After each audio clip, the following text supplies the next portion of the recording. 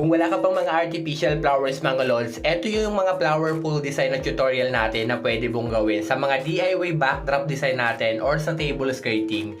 Sa ganitong design mga lods, magpo-fold lang kayo ng pinaka-cloth nyo, at least sa bawat fold is nasa 5 or 6 inches. Para mas malaki yung flower fold, at least makapag-fold kayo ng 6 or 7 peraso mga idol. Ang haba ng cloth na pwede nyo gamitin is 2.5 yards hanggang 3 yards mga lods. Maganda rin talaga itong pang-design mga lods, lalo na sa mga table, sa scallop design. Ito yung pinaka-panggitna nyo. Kung wala kayong mga flower fold design or flower na artificial, ito yung isa sa marirecommend natin sa inyo mga idol.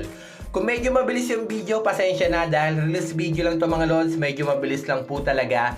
Comment na lang po kayo sa baba kung gusto niyo mas bagalan pa natin. Pero kung gusto niyo po mapanood yung iba pang paggawa ng flower fold design, marami naman tayong video tutorial sa ating YouTube channel. Please sabi nyo rin po yung pangalan mga lods. At kung nanonood ka pa rin hanggang ngayon,